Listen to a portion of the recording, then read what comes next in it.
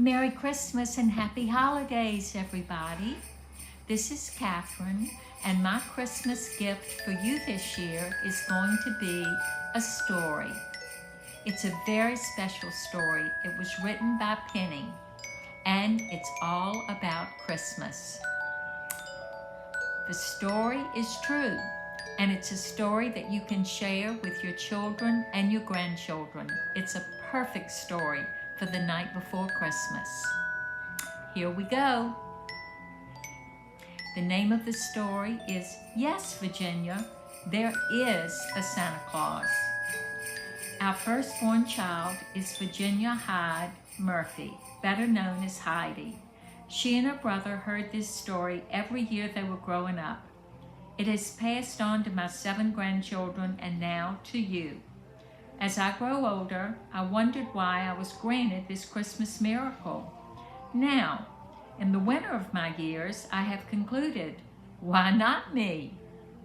It was Christmas Eve night, 1954, and 2 of my 3 oldest sisters had long been asleep.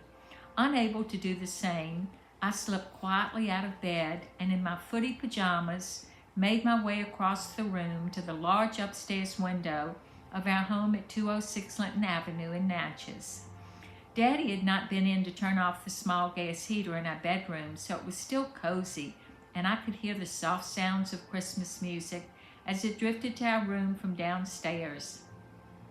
I was too excited about the day to come, even at 5, knowing all that it would bring. As soon as our eyes opened, we would check each other's face. My sister Catherine and I shared a room. We'd check to see if the soot from the fireplace was on our forehead. Santa always kissed us before leaving, and this was proof to us that he had been there. All 4 of us girls would run into our parents' room, pile up on their big old 4-poster bed to open our Christmas stockings before heading downstairs to see what Santa had left. The rest of the day would consist of church and coming home to await the arrival of family. Grandparents, aunts, uncles, and cousins. We would have spent December decorating the big Victorian house, polishing silver, pulling out the good china, linens, rolling cheese balls, etc., and gathering fresh greenery to go along with our huge Christmas tree that our papa took us to cut each year. Mama always put her prepared turkey in a brown grocery bag, tied at the end, in the oven Christmas Eve night. We would wake to that mouth-watering aroma Christmas morning.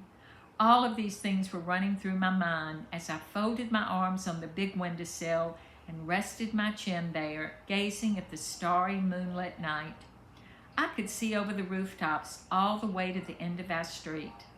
You had to be asleep before Santa came or he would pass your house by. That was the rule. I knew Mom and Daddy were up and was wondering if that made it okay. As I pondered that, I suddenly heard the distant sound of bells, almost like jingle bells. Standing on my tippy toes, I peered out into the night when, all the way down at the end of our street, something from the left came into view. Way above the rooftops it came.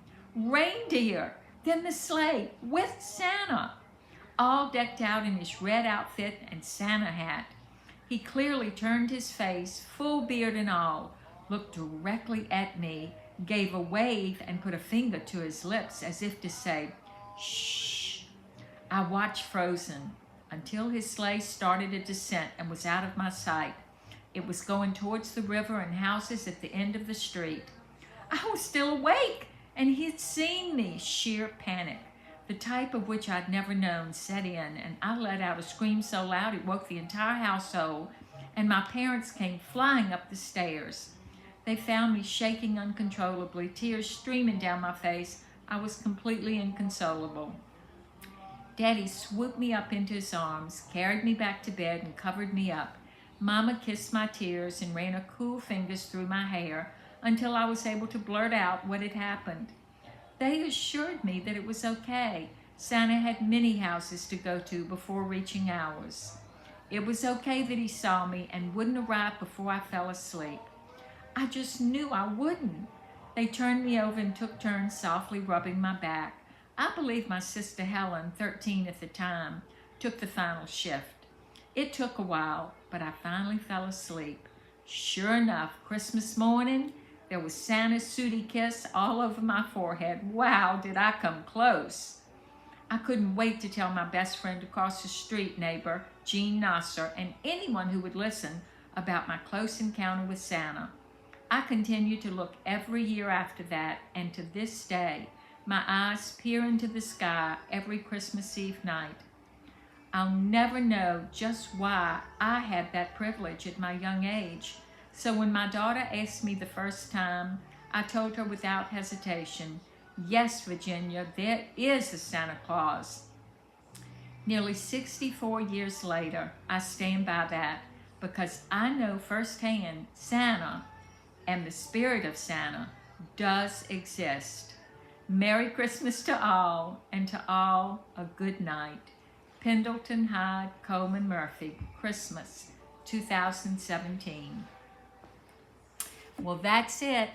That is the Christmas story, and I can tell you that Penny's entire life, and right up until her very last year, she swore this was true. She saw Santa Claus, and I know she did.